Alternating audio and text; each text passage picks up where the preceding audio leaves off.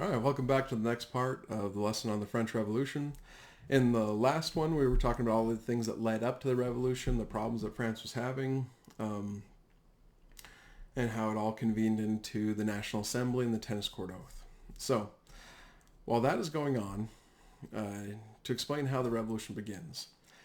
When that happens, of course, the newspapers of the time are trying to explain all this stuff to the people, and they're getting excited. They're like, okay, what are we going to be like? What rights are we going to have? Are we going to get rid of the king? Will the king still be in there? And of course, everybody's just talking. It's the only thing you can talk about day in and day out. What's going to happen? What are we going to look at? And most everybody's quite hopeful. When I say everybody, I'm talking about for everybody from mostly third estate, but rich middle class down to peasants. They're very hopeful that this will be a better nation. The only people who are like, oh, they don't like this is mostly your second estate people and a lot of the first estate. Although I do need to mention there actually were quite a few first and second estate people that thought that this would be good as well and were very hopeful, thinking, yes, we could have a better country, one that gives more freedom and representation and stuff like that. So, with all that hope, this isn't just a French Revolution thing. This is like something all throughout history. Rumors abound. Where this rumor started, no clue.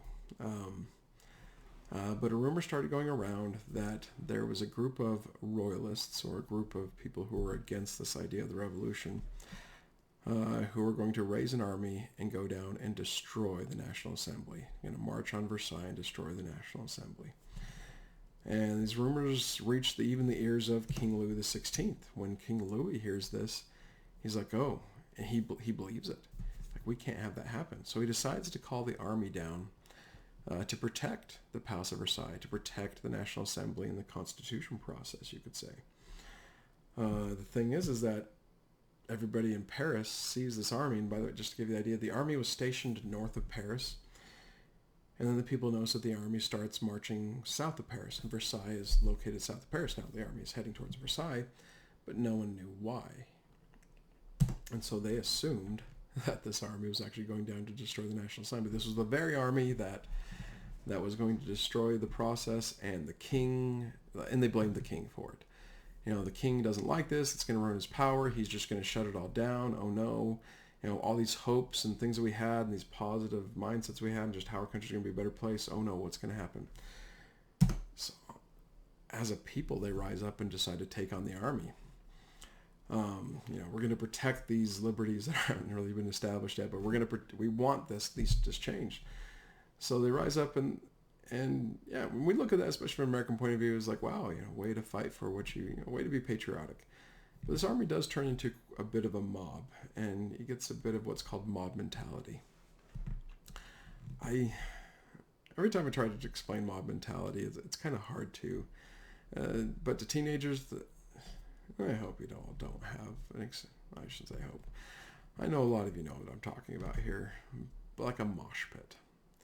That is mob mentality. People that, kids, adults who normally would be pretty respectful and good people turn into just morons and ingrates in a mosh pit. I'm going to punch you in the face just because I can. That's mob mentality. And you just kind of follow the flow and you get caught up in the emotion. And the emotion here really is just this hatred of the monarchy and how dare you, and kind of vengefulness, at least when it comes to the people of Paris here. But they do understand that, and one thing that they can't they can't take on the army without weapons. They have their own homemade weapons. They've been, some people have a gun here or there, but it's mostly just pitchfork type stuff. But there's actually a castle, and that's what the picture on the top is representing, called the Bastille.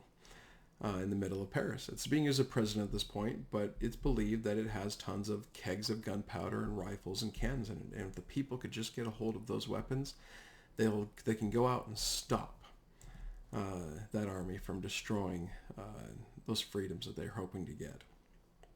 Destroy the National Assembly, essentially. So they attack the Bastille. And this is what's called the storming of the Bastille. Which, by the way, in your notes, definitely have down this is the official beginning of the French Revolution. So, and I believe this also takes place in July. I need to Don't quote me on that one, but I believe that's also in July. That's to this day in France. That's like their Day of Independence, and ours is July 4th. Theirs is July something, and they call it Bastille Day. Anyways, the people decide to storm the castle.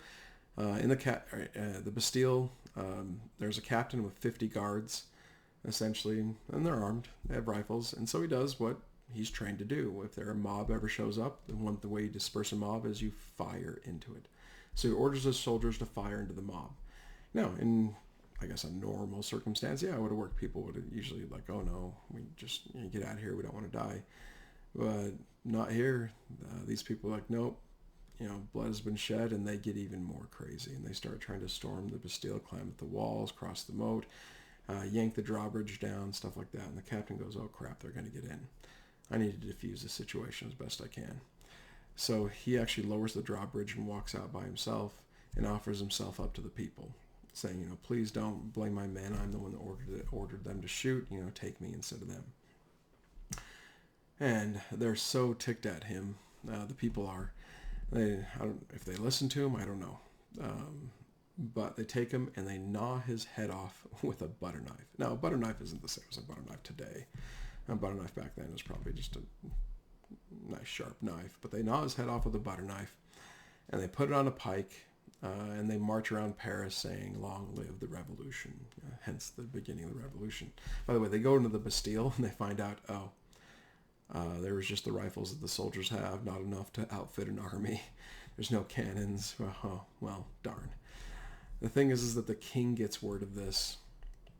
He's like, oh crap, what's going on? Tell the army to go back. Tell the army to go back. So he actually sends the army back so it doesn't get down there. The people see the army go back and they feel like, they're the ones that did it. And yes, they are the ones that did it. Their rebellion, essentially now this revolution, got the army to go back to its place north of Paris. So, in a way, they win this one. Even though when you look at it, it just seems like one big misunderstanding. So, but you have those feelings in place. Anyways, now, sorry. Again, my PowerPoint isn't as well done as it should be. But in comes a place called the Great Fear. Or not a place, a thing called the Great Fear. The Great Fear is the fear of the peasants towards the aristocrats, towards the nobility. This seems odd because you would think after what just happened in Paris, it would be the fear of the nobility towards the third estate. But for a millennia, whenever whenever peasants get uppity, the nobles would come down on them. We'll beat enough of them. They wouldn't kill them necessarily, here and there. But we're going to beat you down until you understand that that's your place in life. So when people hear about what the people of Paris did in essentially storming the Bastille and killing the captain of the guard and some of the other guards, like the blood that didn't spread, the rumor of the fear that spreads across France, and that's what that map is showing there, is this idea like, oh crap, they're going to come down on all of us. The nobles of all of France are going to come down on all the peasants of France. So let's get them before they get us. And so what we see is a lot of peasants robbing granaries. Heck, why not? You know what? These dirty nobles have been stockpiling food and keeping it from us, and we've been starving through this famine. It seems normal to rob the granaries they thought you could never touch. By the way, a lot of those granaries were empty. Like the nobles, in many cases, were starving as well. Not all. Were there some that were hoarding and not sharing? Yes, there were. I'm not going to get into that, but there were a few like that. They destroyed feudal records. Now, from a presentistic point of view, that really sucks. Especially if you're into family history. A lot of family records are destroyed at this point. But the reason why they did is you can't prove you're better than me if you can't prove you belong to a family that says it's better than me. And that's the reason why you see the destruction of feudal records. It's just destruction of this feudal lifestyle. And then, yes, you do see a lot of nobles getting driven off their property. And like, this is our land now, get off, just taking it away from them. Now, did this happen everywhere? No. It happened a lot. It happened enough to where this was a crazy thing. But you had areas where just like both nobles and peasants just looked at each other and said, oh man, that's crazy going on over there. I'm glad we're not living there. So anyway, so it doesn't mean this is happening everywhere, but it's happening enough to where it's like, oh man, this is crazy. It's getting a little bit it's getting out of control a bit. So that's what's known as the Great Fear that happens after the storming of the Bastille. Now, while all this great fear is going on, while the storming of the Bastille happened and this revolutionary fervor is going across the country, you still have the National Assembly. You still have the National Assembly trying to do what they're trying to do, come with the Constitution. But they've broken into factions. Okay. And the problem facing the National Assembly is essentially differing opinions. Now, need to back up a little bit here. This isn't necessarily a bad thing to have differing opinions. In fact, in a respectful society, it's a good thing, because when you have differing opinions and people voice them, you can usually come to a better decision in the end, as long as you're willing to compromise. We like to say that's the American way of doing things, from our perspective. And the world has kind of come along with that as well. Most of the world's come along with that as well into today, I should say, most of the Western world. But this is where we see the breakout of like the idea of political parties. First one I'll talk about is the Royalists. These are people with the National Assembly, mostly former First and Second Estate delegates. They're like, you know what? This is too risky. Look at the great fear going on. Look at what happened to the storming of the Bastille. This is just getting out of control. You know what? We should just put all power with the king again. Just have one person fix all this. It's our fault that we were actually trying to keep power from the king as well. We admit that. Let's just go with the monarchy and do with what's tried and true and what has usually worked for the last 1,000, 2,000 years. That's the Royalists. And you have the moderates. The moderates are like, no, we need this change. These Enlightenment ideas are good things. Look, the United States has done a pretty good job. We don't need to do exactly what the United States did, but we could do something a little bit more moderate, like a constitutional monarchy. Keep the king in place, but limit his power, and we can have elected representatives that share power with the king. We think that would work great. Then you get the radicals. Radicals are people who are they just want to get rid of all the old system. Just anything had to do with the old ways, just get rid of them and try all new ideas from the Enlightenment. Very radical thinking. By the way, those pictures I put up there are kind of representing these three parties. You kind of have the Royalists. You definitely can tell by the way he's dressed, more of a royal type of thinking. The moderates in the middle, that's actually a picture of Lafayette, the guy that helped us out in the American War of Independence. And the bottom right there is a guy named Robespierre, who we're going to be talking about later on. Big time radical. He's one of those guys that just seemed very rational in the beginning, seemed like he had a lot of good ideas, and just goes beyond crazy. And let's put it this way. Robespierre is put up there with the likes of like Hitler and Stalin. He didn't kill as many people. That's why he's not necessarily up there and talked about as much. But he did have the same mentality as those guys. So human life just didn't matter to him as much, as long as he can kind of get his way or reshape the world the way he wanted it. We'll get to him in a little bit. So, but these are the three factions: Royalists, moderates, and radicals. The largest one is by far the moderates. Most people are like, yeah, we can take a little bit of change, but not tons. So, now, over time, they're able to essentially force everybody to give up, I shouldn't say everybody, the First and Second Estates people to give up their status. Essentially, this is the official revocation of the idea of having a First and Second Estate, and everybody is more equals, you could say. And once they're able to do that, they then move forward on what they call their Declaration of Rights. That's what you see off to the left-hand side. Now, the reason why they have their Declaration of Rights look like the Ten Commandments, by the way, is in a way they're saying these rights are, in a way, divine. God gave us these rights. So therefore, it's kind of like the Ten Commandments. God came down from on high and gave us these things, type thing. So it's a lot like the Bill of Rights in the United States. It's in some ways it's a little bit like the Declaration of Independence too, but more the Bill of Rights. By the way, England has a Bill of Rights at this point too. Well, they had one before we did actually. Just haven't talked about that much. But just know both England and the United States have Bill of Rights, and this is kind of like the same way. Same thing. Well, they're not the same rights. For instance, when it comes down to it, their rights are based off the ideas, or the French rights are based off the ideas of liberty, equality, and fraternity. Now, if that sounds familiar, but not sounds like a little bit different, well, think about the Declaration of Independence for the United States. We say life, liberty, and pursuit of happiness, whereas the French are saying liberty, equality, fraternity. This stems back to the Enlightenment lessons that we had beforehand last week, where, countries do differ a bit in what they think are your natural rights. The natural right of a United States citizen is life, liberty, and pursuit of happiness. The natural rights of a French citizen to this day is liberty, equality, and fraternity. I'm pretty sure you understand the term liberty, freedom of choice, equality, a sense of, their view, I'm not going to go into this right now. French vision of equality is a little bit different than the idea of American, but I'm pretty sure you guys have a good idea of what equality means. Fraternity, if you don't know what fraternity means, it means brotherhood. And this makes sense for the French to say, essentially saying that you have a right to your friends.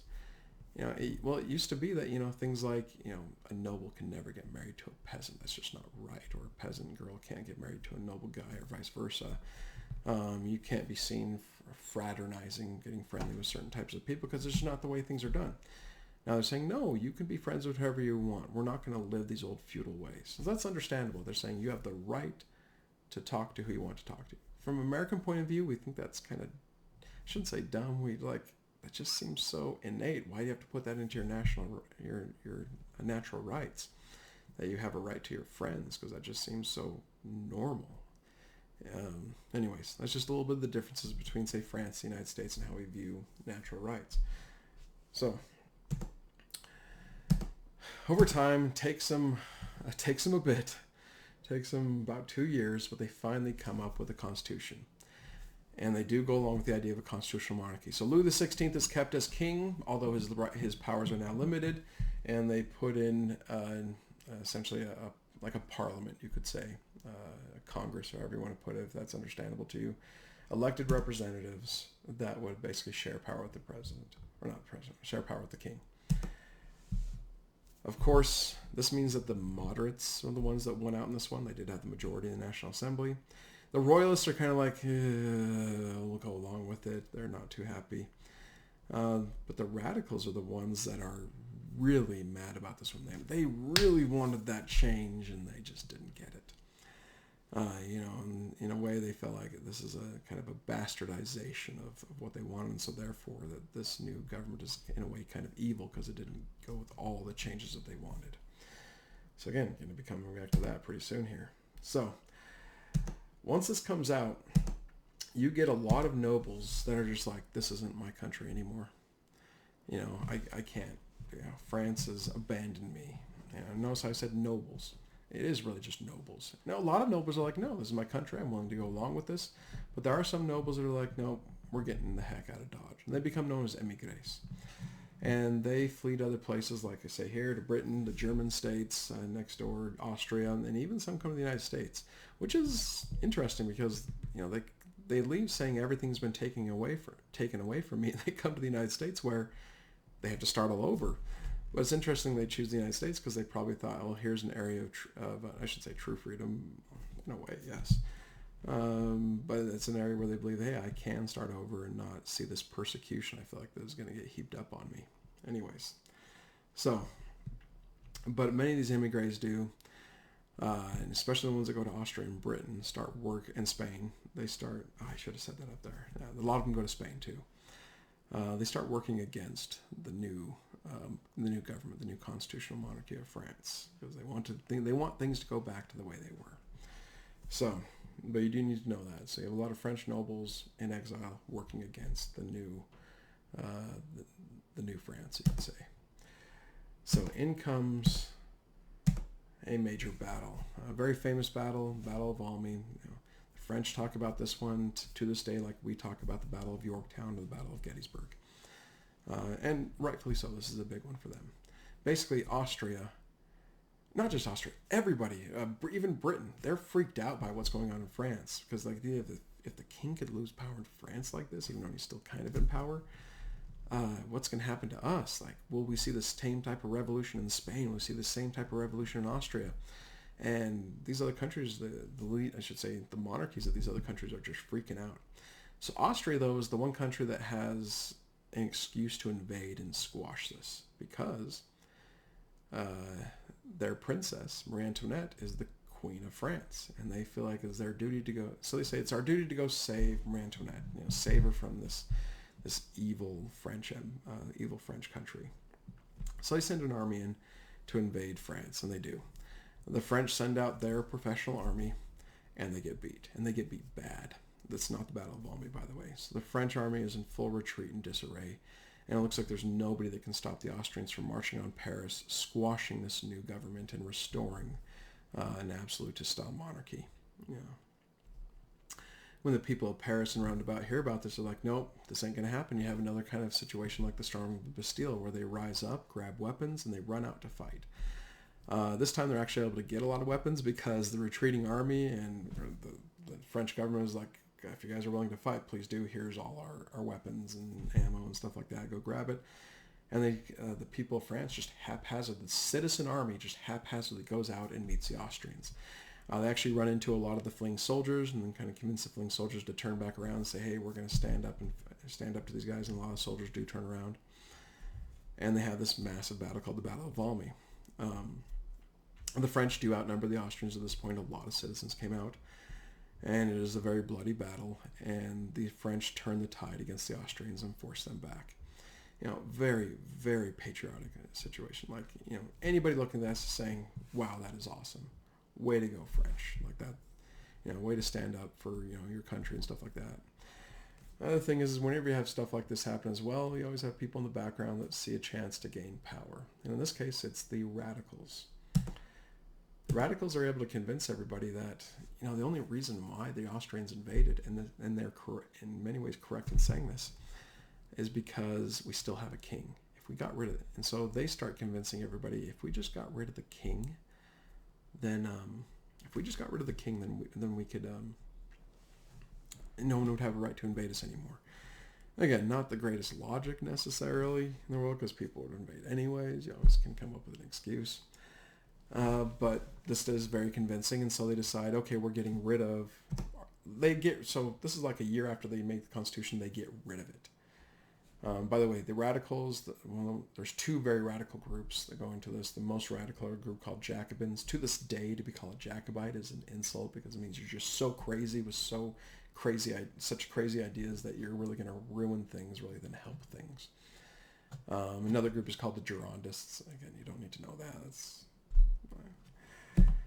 This is a college class. We'd be getting way more into this. I'm trying to keep this simple, yet still give you as much knowledge as possible, or this story as best as possible. So I hope you guys are following along all right. Anyways, so these Jacobins, these radicals, take control, and they like it says here, they seek to basically get a new constitution, and they do. They get rid of the constitution. They get rid of the constitutional monarchy, and they replace it with what's called the National Convention. I'll actually talk about that next slide, I believe. But in doing so, they basically kick the king out of power, and they force the king to live as a normal person, or a not so normal person. When I say, like, they put him in a tiny little apartment that with everything leaks, and it's just kind of a terrible life compared to what he's had. It's like, this is what you deserve type thing. You no longer have power over us. And you kind of teach him a lesson. Now, of course, you still have a lot of supporters of the king, and they're like, oh, this can't happen.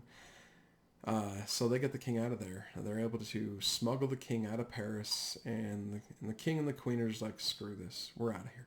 Let's just get to Austria.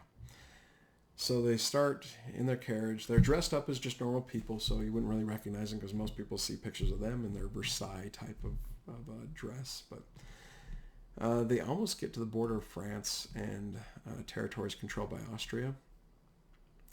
Like something like 5 miles away. And they decide to stop off in a tavern to get something to eat. This is one of those things, if you read the story, you're like, why? Why did you do this? Like, you kind of find yourself rooting for them. You can get out, you can get out. I don't know if you can say rooting for them to get out, but like, if you're on this, like looking at this story and you're thinking, oh, I hope you get out, then like, why did you stop? Because at this tavern, there was actually a waitress who worked at Versailles and recognized Louis XVI, even though he was in kind of normal garb. And there was actually a local militia nearby, Valmy veterans. She goes and tells them that the king is trying to get out. They come and arrest him. Because, of course, the thinking is like, if the king is trying to flee, he's going to go back to Austria and get another army and come back, which maybe he was going to do. Don't know. We just don't know. He says he wasn't. He says he was just trying to get out because life wasn't good for him anymore. So, anyways, they arrest him. And then the National Convention, again, I showed this in the last slide. The National Convention decides, you know what? We just can't have these people. So not only do they decide to kill the king, they put him on trial, a nice, long, lengthy trial, but they, that's, by the way, that's an actual, not photograph, but that's a picture from the newspaper at the time of the King Louis getting his head cut off. But they kill other people as well. In fact, King Louis wasn't the first person to get his head cut off. They actually take, how many was it? I think like 21 of the most prominent and powerful religious officials, like the bishop, the Archbishop of France, and the other powerful nobles, and just execute them as traitors to the Republic of France. And you get this idea of long live the Republic. In fact, that picture of Louis XVI getting his head cut off, or having his head cut off, kind of originates there a little bit, as this 18-year-old kid just jumps up onto the stage where the guillotine is, where they just cut off his head, and picks up the head of the king. Not supposed to do this necessarily, like he just kind of did it, and just says, you know, death to all tyrants and long live the Republic. And from this point on, this is seen as what's the beginning of what's called the Reign of Terror. Yeah. Oh, whoops. Reign of Terror is essentially initiated.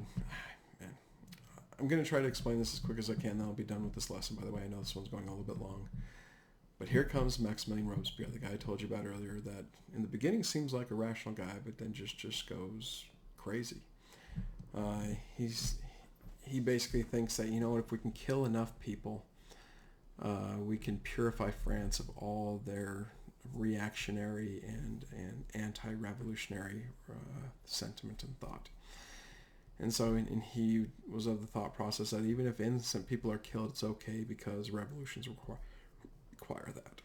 So in the beginning, they start killing off a lot of the nobles, but it turns into this thing where, like, hey, if I have a neighbor and I really don't like my neighbor very much, I'll go to the Revolutionary Guard, the Republican Guard, you know, the army of the Republic, and just say, hey, my neighbor was talking about how things were so much better under the king. I heard him last night. You guys should go check that out. My neighbor would be subsequently arrested just on me saying that. And then he'd be put on trial. And most of the time, not all the time, but most of the time, he'd just be called guilty and executed because, well, maybe he was innocent, but we don't have time to really prove that. And you know what? We'd rather just get rid of him just in case instead of dealing with it later. You know, who cares about the individual? Which is kind of crazy because this revolution was supposed to start off on protecting individuals, and now they're thinking, you know, now it doesn't matter. Individual rights don't matter, essentially. This reign of terror run by Maximilien Robespierre. Like, this is his thought process. This is the type of guy we're very scared of. The person who essentially puts all this type of stuff ahead of life and liberty. You know, that goes against the natural rights of an American way of thinking. You know, we're very afraid of someone like this getting in charge of, say, the United States, putting, like, what that one person views as the necessity of the group as a whole to make everybody happy at some point, you know, utopianism, but thinks that if we can just kill enough people, we can get there. That is Hitlerian. That is Stalinistic. That's why Robespierre is put up with those guys, that type of thinking. You know, that causes some of the worst type of genocides in human history. In this case, the Reign of Terror kills tens of thousands of people instead of millions of people like in the early 1900s. But his mentality does put him up there with the worst, you could say.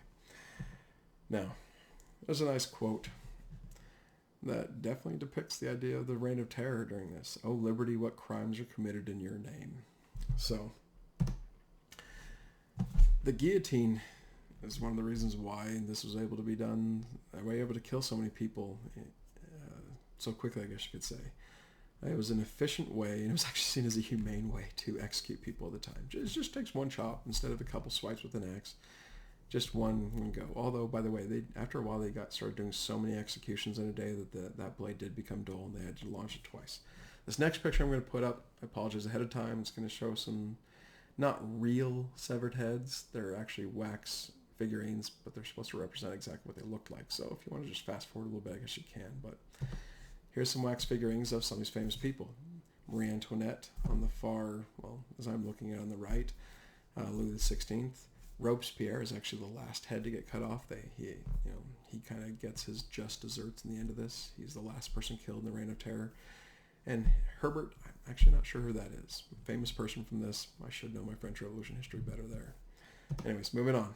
Well, actually, at this point, I'm going to end it right there because we're going a little bit long.